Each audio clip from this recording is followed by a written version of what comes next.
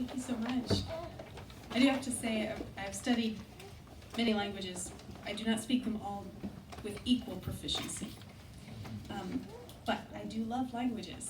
So I hope you guys like metaphors, because tonight is the night of the metaphor. Everything is one big metaphor. Okay, so if you have a handout, it is basically just the kind of the outline of what I'm going to be talking about tonight. So there's a few definitions in there in terms that I'm going to be using. I just wanted to make sure those are all clear and they don't get drowned out in the flow of the paper, and this just helps keep everyone more on track. So here's how it all started. I remember sitting in my German class one day. I was in middle school in 8th grade, attending a small school in a small town in France, and one of my classmates was boasting about having failed another German test. His father was a baker. He said he was going to be a baker as well, and he loudly explained that he would never need German, so why bother? The teacher protested, "But what if someday some Germans come to your bakery? Won't you be pleased to greet them in German?" He said, "Well, if they come to France, it'll be their responsibility to speak French." Apparently, he could not envision any context in which it would ever be relevant for him to speak like people with whom he currently had nothing in common. So he and I parted ways after middle school, and I don't know if he succeeded in never learning German. Things have probably changed since, but over the years, I've actually thought about his opinion. At the time, I remember it struck me, and I've heard his opinion reiterated in various ways, and so I've thought about it. The primary concern of those who share this opinion always seems to be the apparent lack of immediate practical applicability of language learning. So obviously this depends on the culture. It's not blanket generalization. Even within cultures that tend to rank language learning lower, it's not true necessarily of everyone. And I've never known anyone, for example, from Finland who disregarded language learning. I've never known anyone from Finland actually who spoke fewer than 6 languages. So, but even in the United States, obviously, there are many people who value language learning. The trouble is that people who hold these opinions typically tend to be people who speak a language that is or historically was a very high status language. So like English or French, countries that have some kind of international standing. And they often rank language learning as a lower priority activity. And their reasoning actually does make sense. Considering their point of view, it makes perfect sense. If everyone they're likely to interact with speaks their language, then why is there really a driving need to learn the language of another person? Well, that's what the rest of this paper is about. Languages and the arts, and I'll define arts in a minute, share the quality of being media through which people communicate values, ideas, feelings, and beliefs. Communication signifies the exchange of messages, and those messages can serve a variety of functions.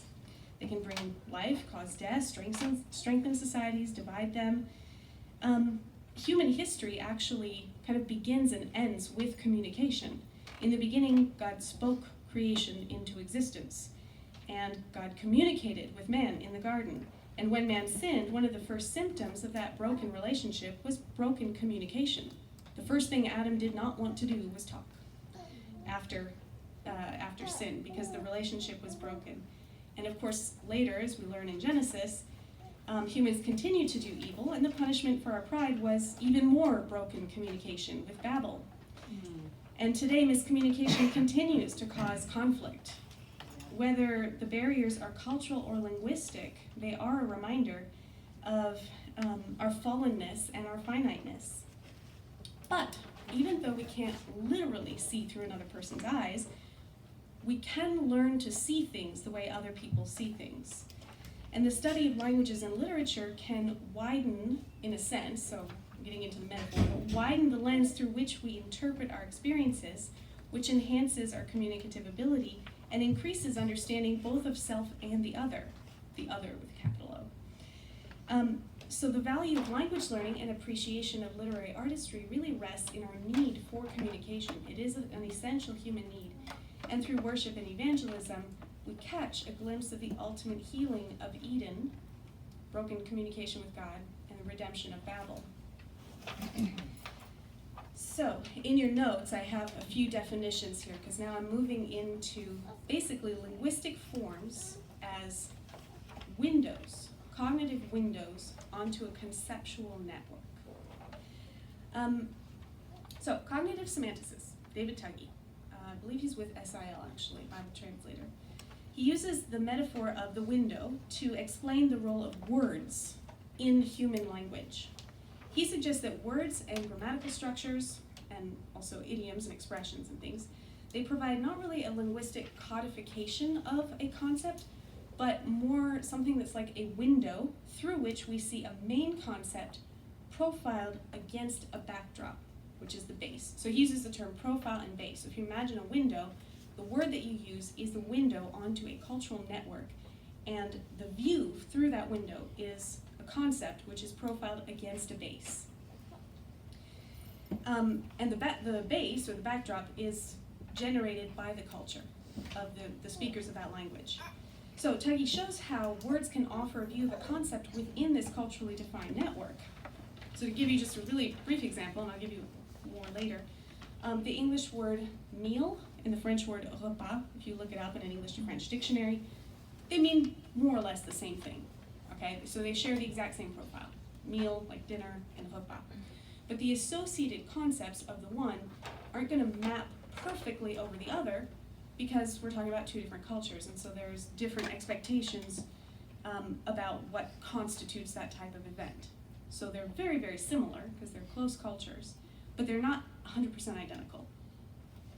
So Tuggy's window metaphor helps to account basically for the range of connotations unique to a word, and explain how those connotations differ from one culture to another, because you're not seeing, the word doesn't open up just one concept. It opens up a view of a concept within a network, and everything, in a sense, visible through that window is part of the connotations associated with the word.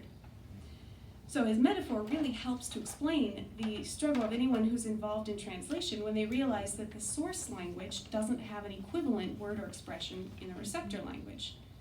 I mean, I think enough of us have probably dabbled in languages here and there, and it is frustrating sometimes when you're like, I don't know how to say this, or you realize that the language you're learning has an expression that just doesn't really communicate very well in English. Mm-hmm.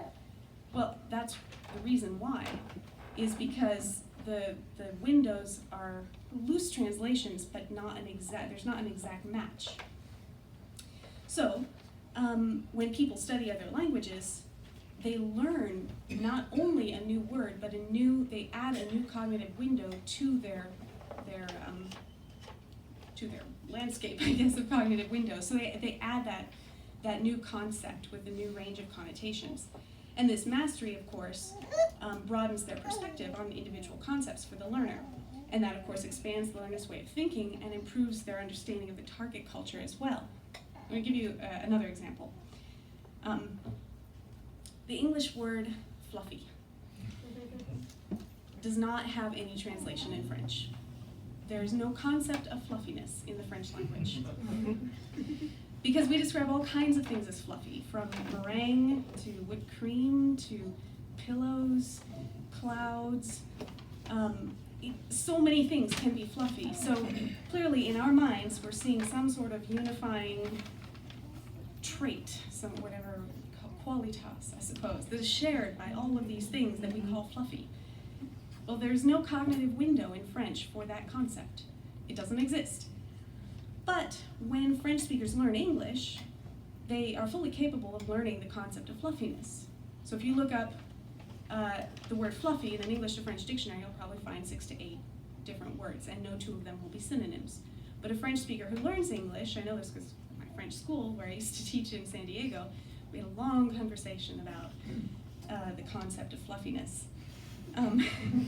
So the person who speaks both languages can, in a sense, look through both windows and understand how the French speakers see it and how the English speakers see it. And French speakers who learn English can be like, oh yeah, I can see how meringue and pillows could both be fluffy. I can understand why English speakers see it this way. Okay, so in a case like that of the word fluffy, we can kind of laugh because it's really not very serious. But the question becomes serious very quickly when we turn to terms like redemption or forgiveness or salvation. Because these words are also windows onto concepts. They're not necessarily concepts that are shared by every language. So what do you do if, say, you're a believer and you're interacting with someone who speaks a language that doesn't share the concept of redemption or doesn't understand salvation? What do you do if you're a missionary and you're involved in cross-cultural ministry and you realize that you're trying to do a church plan or Bible translation and these people don't have the concept of forgiveness? How do you tackle that problem? Well, I'm not here to offer like a definite answer, just to sort of give you a taste of the problem. Because if I had the answer, we'd be much farther along in many ways. But there's a couple do you invent a new word? Do you incorporate a word from your language and just teach the people what it means? People have done that. It's not always necessarily a bad thing. Do you adopt a word from the receptor language and wait for the culture to sort of catch up? Because that's the other thing, is cognitive windows can shift over time because culture changes over time. This happened to us, English speakers. Okay, early missionaries to the Germanic tribes, so going back to like 3rd, 4th century, Saxon Germanic tribes, because English, we all speak English, which is sort of a blend of English and German, but if you go back far enough, we were German speakers, early Germanic Saxons. Mm-hmm. The missionaries go and there is no, how do you deal with interpreting the triune Christian God of the Bible to polytheistic Saxon warriors who don't have any equivalent category? Well, what they did was they used the Germanic word God, which was originally a neuter plural noun. Not a proper name, it was a neuter plural noun. It referred to a whole host of polytheistic deities belonging to a particular category, including people like Thor and Odin and all of that. And they adopted that word. So the Helion, is a kind of a reinterpretation of the gospel in 9th century Saxon terms. It's really fun to read if you want to read about God as the great chieftain and the Earl of Thanes and his warrior companions. But that's what the Helion is. The missionaries were trying to communicate the gospel in traditional Saxon terms. And so they adopted a lot of the imagery and the language from traditional Saxon religion and cast Christ in particular. It's kind of surprising, at his baptism he's depicted just like Odin, with the dove resting not above him but descending on his shoulder, because that's how Odin would normally have been depicted, not with a dove. I think it's a raven for Odin. And Christ is depicted that way. And for us, if we read that, we're like, oh, that's so interesting, but we don't realize, no, that image was deliberately chosen because that's how Odin was depicted by the Saxons. And so the writer's trying to make that switch. So the missionaries presented God in the terms and language of the local community, and over time the meaning basically shifted until the meaning of the sense of the original terms were lost. Because I don't know many English speakers today who realize that today is the day of Thor, and tomorrow will be the day of Freya, Thursday, Friday. Yesterday was Woden's Day, Wednesday. Easter is the name of a pagan deity. Right.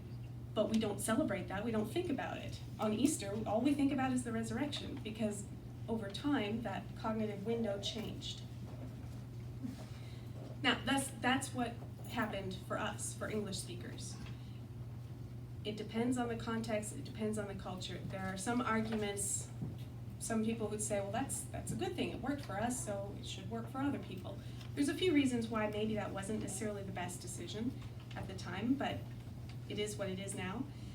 Some would say, well, doing that isn't ideal because it robs the culture of an element of its heritage that's essentially irretrievable. And secondly, they would say it doesn't present new converts with a genuine alternative.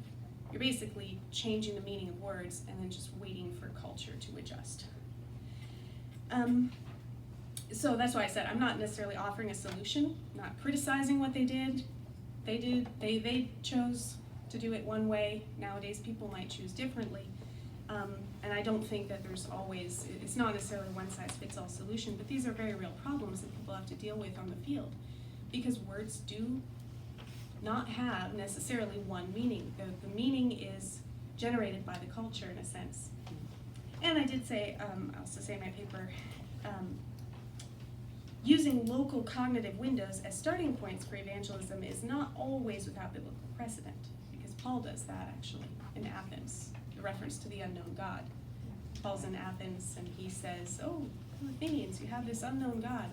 Let me tell you about him. So it can happen in a couple of different ways, but this is something that we need to be aware of. Let me give you a more recent example of the challenge of finding a cognitive window to reveal biblical truth, and I think this is such an exciting story. Have any of you here heard of Don Richardson, Peace Child? Yes. I'm curious. 3? 4? A few of you? Yeah. It's an excellent book. So I reference him in, if you want to look up any of this stuff afterwards, I put his name there. So he was a missionary in the 1950s, I think, at the time it was Irian Jaya, it's Papua New Guinea now. But he talks about his work among the Sawi people, and he had a real struggle because of the idea of treachery. So in English, treason, treachery, trickery, these are cognitive windows that we have, these are words that we use that have particular cultural connotations. But we can't assume that those connotations are going to be identical everywhere we go. So as Richardson tried to explain Judas's betrayal of Jesus, he'd been working with people for a while, and he comes to the crucifixion. He's talking about the betrayal of Jesus, and he discovered with a shock of horror that they were all happy and applauding Judas. Judas, the one who betrayed Christ. And the problem was, what Richardson hadn't initially realized was that the Sawi culture placed very high value on trickery. So when they heard the story of Judas, they labeled him a tuaya sonai man, which was a title of high honor. It was one of those cases where Richardson actually understood, so it's 3 words, it's tui asonai man. He understood what each word meant individually. He didn't know what the phrase referred to. And eventually he had to learn what the expression meant, because that expression does not represent a cognitive window in English. We don't have any equivalent idea, any equivalent concept.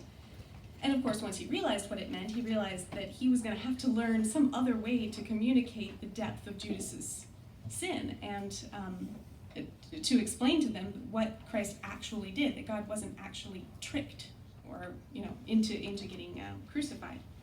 And the answer to his dilemma again came from another expression that doesn't have an English equivalent, and that is tarok tim, which for the Sawi meant peace child. So because of the value that the Sawi people at that time placed on trickery, they were pretty much always at war. And the only way to have peace between 2 warring villages, because they would have these feuds that just never ended, the only way to achieve peace was for a man from one village to surrender his son, one of his sons, to the other village. And he had to do it willingly, he had to give up his son, and the men of both villages had to put their hand on the child and pledge to keep the peace so long as the child lived. And the peace child was not to be betrayed, was not to be put to death. And that was one of their greatest crimes, was to kill the peace child.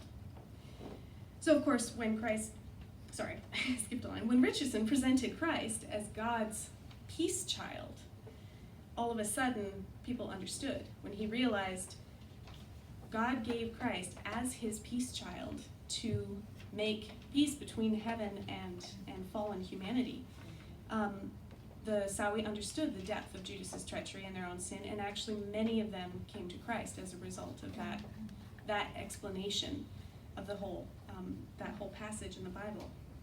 But the point is, before Richardson could effectively communicate the gospel to the Sawi people, he first had to learn to see the world from a Sawi perspective. He had to basically adopt their cognitive windows and present biblical truth in their terms.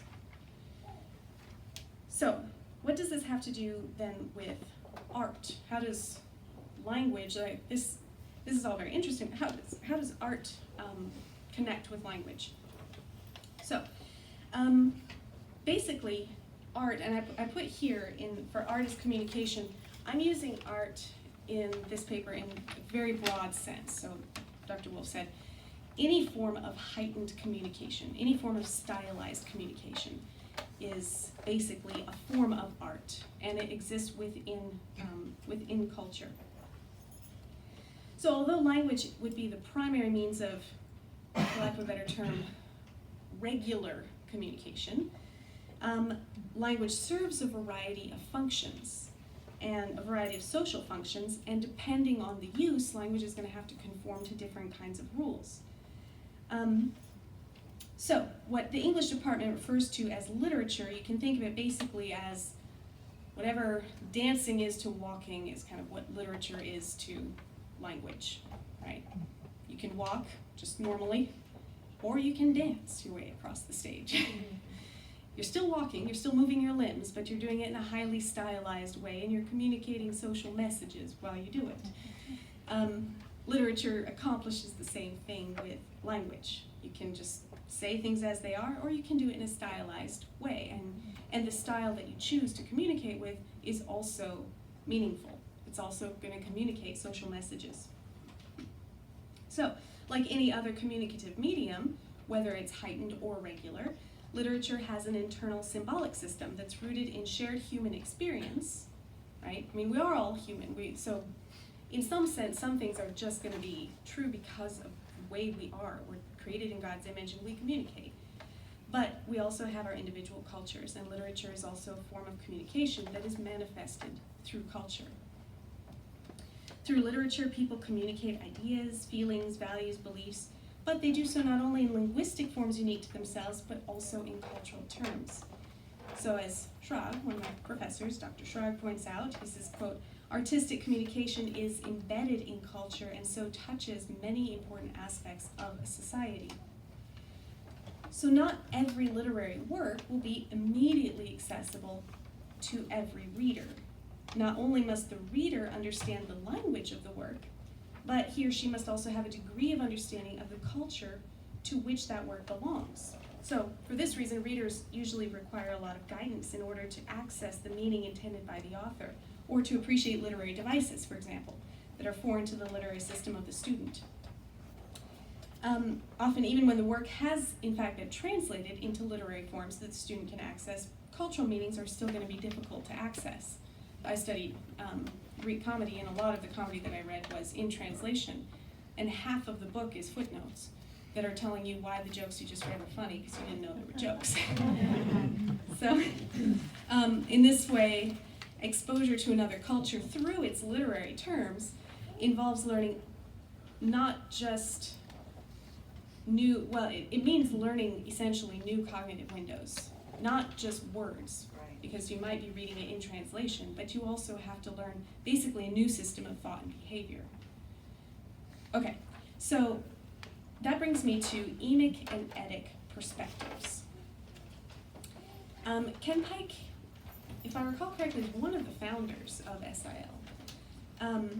He's a very famous linguist, and he actually coined the terms emic and etic, which are derived from phonemic and phonetic. So he didn't invent phonemic and phonetic terms, but he shortened them because phonemic and phonetic have to do with languages and sound.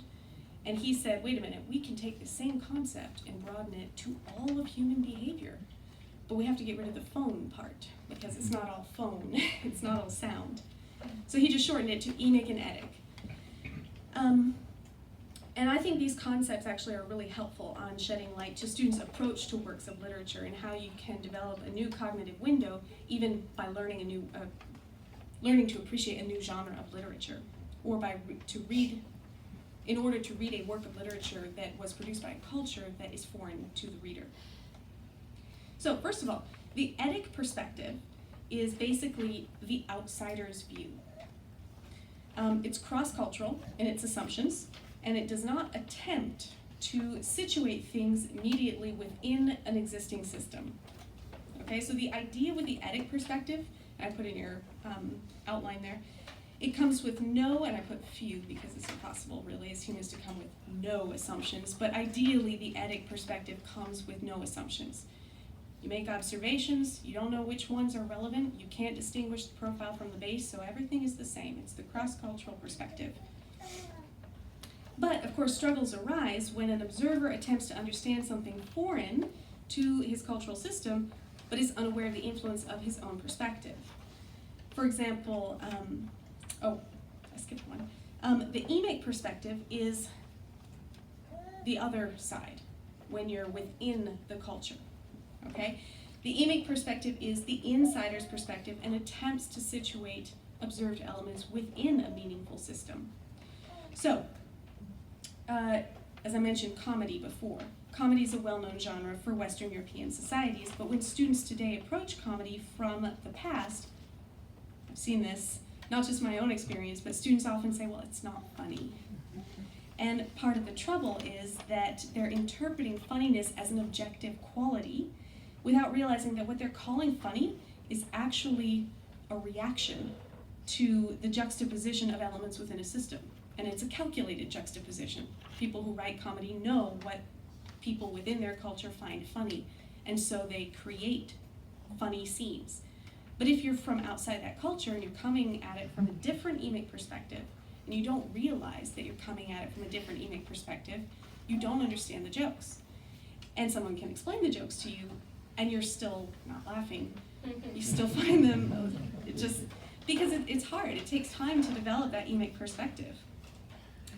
So when students read comedy from a different culture, they're interpreting it through their own emic lens, and they find themselves disappointed because in order to understand and appreciate the humor, basically what the students need to do is set aside their own emic perspective and adopt a new one.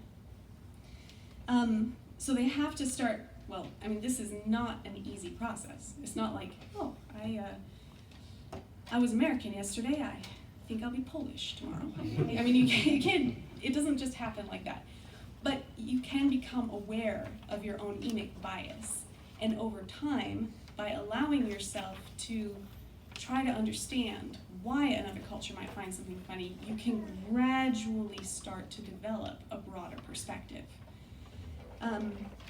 So ultimately, in order for students to develop that emic perspective, in order for them to learn to fully appreciate a work of art that belongs to a different culture, they ultimately need to expand their window, in a sense, that cognitive window, in order for them to, in the context of comedy, learn to laugh, in order to have an appropriate response within the system.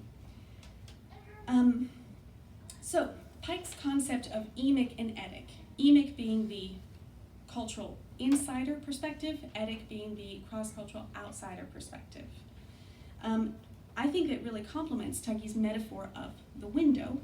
If you take that and apply, so Tuggy's metaphor of the window, which he's applying to individual words or expressions within a language or grammatical structures, you take that idea and then add the emic side to it, the emic perspective, and think of that and how that would apply to literary genres.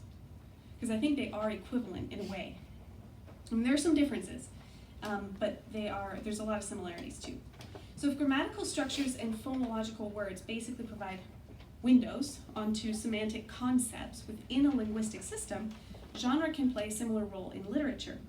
So a literary genre refers to a system that involves its own set of stylistic features within the broader cultural network, just as a word has to obey phonological rules within a phonemic system and refers to a concept within a cultural network. A genre also has its own stylistic features, which I'm calling basically the literary equivalents of phonological or syntactic rules.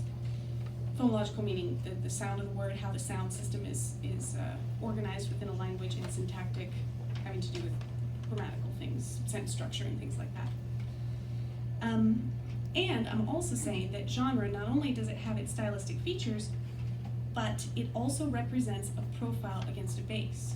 So if you remember the word has a profile, which is the main idea, the main concept expressed by that word, and then you have the base, which is supplied by the culture. And genre can do the same thing. So it's in this sense, also a window, like words and syntactic structures. And as we saw in the case of comedy, in order to fully understand a literary genre, the observer both has to understand the stylistic features unique to it and the cultural framework from which it emerged. And this process, of course, also is going to broaden the cognitive lens through which an individual is going to interpret their experiences, because it's going to enlarge the range of terms and categories that are available to that person. And this actually applies both to works within the student's culture and outside of it. Now, I have commonly encountered the idea that some genres are superior to others, both within culture and across cultures. And this is a genuine concern, and it actually raises, I think, a difference between words and genres. So while words have basically one primary meaning, which is the profile, right, the ideas expressed through different works belonging to the same genre actually can vary pretty widely. So you can have two plays, both comedies, one you would share with your family and the other you might not. So there is kind of a difference between words and genres in that sense. And because of this difference, some ideas might not actually be best expressed through certain genres, because there are some genres that are just generally not used for, there's cultural assumptions about certain genres. So they're not necessarily, it's not that they can't all change or they can't all be used for certain purposes, but poor matching of content to style can also result in miscommunication, because you might actually end up in a situation where the base, which is to say the connotations of the genre, the associations with the genre, could supply content that actually doesn't match or is inappropriate to the intended profile. So to give you an example, it might be possible, for instance, Schaefer makes this point, heavy metal songs, heavy metal music could express fantastic theology. It could be wonderful. But depending on the listeners, you might or might not get that message across, because the genre itself has cultural connotations. So, you have to be kind of sensitive in that respect. So for this reason, I would say the anthropologist's practice of suspending judgment, which is don't judge it immediately until you fully understand it, that practice can guard against both over hasty rejection or adoption of a genre. Because you can go into a culture and say, everything is wonderful, I'm going to use all the genres, and then you can make mistakes. Or you could say, no, I am absolutely not going to use this genre, it's inappropriate, but there is always that possibility that maybe you haven't fully grasped it. And I also say, like, genre, like grammatical structures, can change over time. Languages change over time. Genres can change over time. They can be lost, modified, come to mean something entirely different. So I would be hesitant to accept or reject a genre entirely, especially if I'm not certain whether I myself have thoroughly understood it. Now, I'm going to add one more dimension to this whole metaphor, this growing metaphor. C.S. Lewis, one of my favorites, he describes the relationship between meaning and form in the following way. So this is from the Experiment in Criticism. Lewis says, a work of literary art can be considered in two lights. It both means and is. It is both logos, something said, and poema, something made. As logos, it tells a story, or expresses an emotion, or exhorts, or pleads, or describes, or rebukes, or excites laughter. As poema, by its oral beauties, and also by the balance and contrast and the unified multiplicity of its successive parts, it is an objet d'art, a thing shaped so as to give satisfaction. So Lewis draws this distinction between logos and poema. Poema being basically the genre, and the logos being the content conveyed by the genre. Now what I've argued basically with genre is that the poema also has its own base, which is to say a place within a culturally defined network. So I'm basically adding to Lewis's contrast between poema and logos and adding Pike's idea of the house. So it's the night of the metaphor. The metaphor keeps growing. If we add Pike's emic lens, basically, his idea of emic and etic into the mix, if words and genres are windows, culture is the house. So the logos is not perceived in isolation, neither for the word nor the genre. The poema is the framework of the window. The logos is the view. And the communicators essentially need to be within the house, in other words, have an emic perspective, be cultural insiders, in order to look through the one and perceive the other. So when students read in school what we kind of loosely call literature, what they're actually reading is a variety of works of art, representing different genres, many different genres, often rooted in many different cultures, and expressing not only the experiences of other people, but using the windows of other people through which to express through which to view those experiences. So they're seeing the things that other people have imagined, other people have described, but they're seeing them through the cognitive categories that also are not theirs, necessarily, not necessarily theirs. So they're basically kind of moving from house to house over the course of their education, looking through many different windows as they are exposed to different works of literature. And obviously that kind of exposure is not going to give students an instant emic perspective on whatever they're doing, not even with the strongest guidance, but like I said before, given time, what that kind of exposure does is it just broadens a student's ability to think like other people and imagine what life is like from another person's experience. So although the house supplies the base of a work of literature being essentially the outworking of a cultural network, the view from the window, the logos, is also supplied by someone else. And this especially will give the reader an idea of life from a perspective other than their own. So this is the idea that, the story is something generated by somebody else. Lewis, I love the way he describes it, also in the Experiment on Criticism. He says, "We want to see with other eyes, to imagine with other imaginations, to feel with other hearts as well as with our own." He says, "We're not content to be Leibnizian monads. We demand windows. Literature as logos is a series of windows, even of doors." Now, I knew once someone actually who argued that he didn't like to read fiction because he said he preferred to think for himself. He didn't like other people creating stories and telling him how they should go. As a teacher and reader of literature, I just find this idea of being locked in my own mind completely stifling, because we're not created to live isolated, never communicating with the outside. When we understand how other people think, whether by adopting a new poema, which is to say a new genre, a new cognitive window that's associated with the genre, or a new logos, which is the view from the poema, and ideally both, we do expand our own views and we break the barriers imposed on us and rise above, in a sense, our isolation, both personal and cultural. But what does this have to do with Great Commissions? This is all very advantageous. Read lots of literature, learn languages, you'll have a bigger worldview. It'll be great. But why? So if genres are laden with meaning, this implies their relevance in the communication of important messages. So in other words, we can't just stop at words when we're carrying the gospel message to others, but we also have to look to the media through which people communicate important messages. So to illustrate the importance of genre to communication, there's a testimony from someone who's doing missions work in Benin, which is West Africa. He tells of how a nurse in Benin realized that European-style lectures were not adequately transmitting medical information among village women. There was all kinds of important information they had to get across, and people were not listening. But when the nurses and doctors switched to communicating the same messages with the traditional call and response song format, all of a sudden people started listening and actually implementing what they were advising them to do.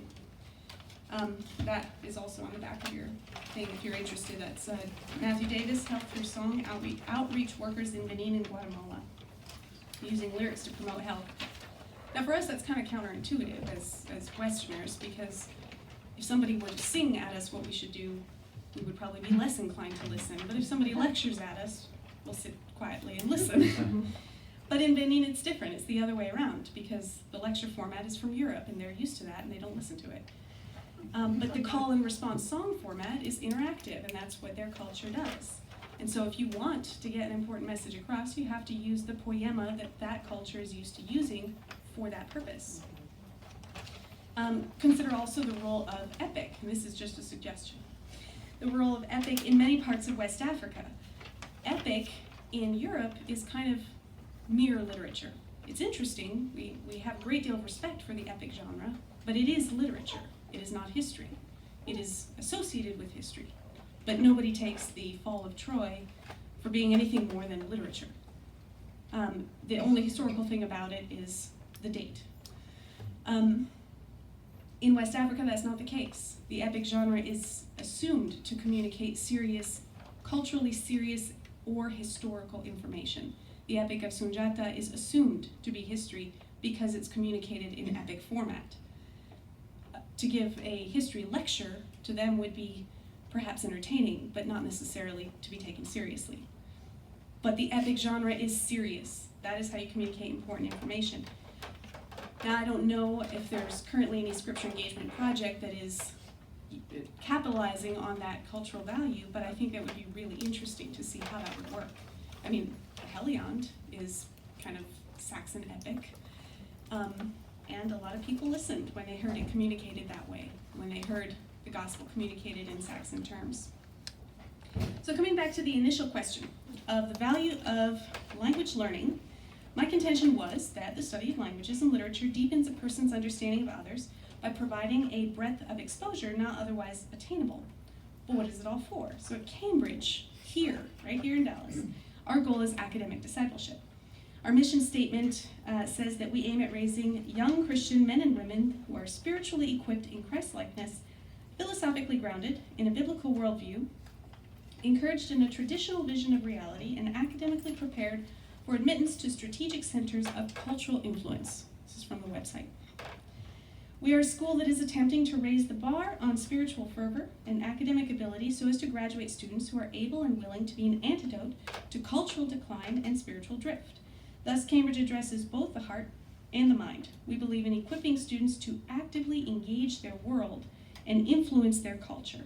Cambridge is not a safe haven from this world. We are a training ground for kingdom service.